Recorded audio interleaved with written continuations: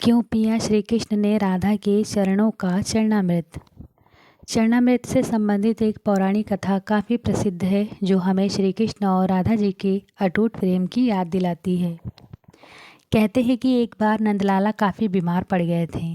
कोई दवा या जड़ी बूटी उन पर बेअसर साबित हो रही थी। तभी श्री कृष्ण ने स्वयं ही गोपियों से एक ऐसा उपाय करने को कहा जिससे सुन गोपियाँ दुविधा में पड़ गईं। दरअसल श्री कृष्ण ने गोपियों से उन्हें चरणामृत पिलाने को कहा। उनका मानना था कि उनके परम भक्त या फिर जो उनसे अति प्रेम करता है तथा उनकी चिंता करता है, यदि उसके पाँव को धोने के लिए इस्तेमाल हुए जल को ग्रहण कर ले तो वे निश्चित ही ठीक हो जाएंगे। लेकिन दूसरी ओर गोपियाँ और भी चिंता में पड़ गईं। श्री कृष्ण उन सभी गोपियों के लिए बेहद महत्वपूर्ण थे। वे सभी उनकी परम भक्त थी, लेकिन इस उपाय के निष्फल होने की चिंता सता रही थी।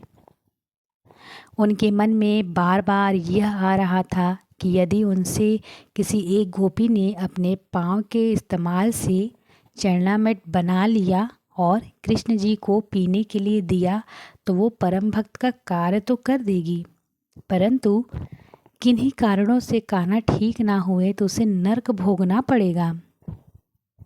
अब सभी गोपियाँ व्याकुल होकर श्री कृष्ण की ओर ताक रही थीं और किसी अन्य उपाय के बारे में सोच रही थीं कि वहाँ कृष्ण की प्रिय राधा आ गई।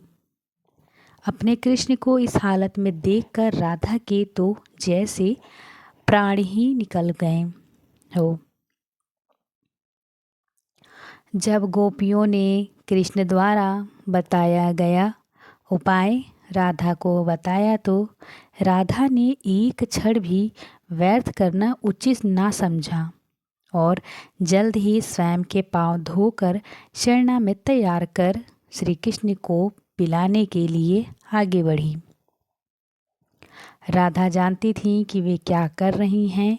जो बात अन्य गोपियों के लिए भय का कारण थी, ठीक वही भय राधा को भी मन में था, लेकिन कृष्ण को वापस स्वस्थ करने के लिए वह नरक में चले जाने को भी तैयार थी।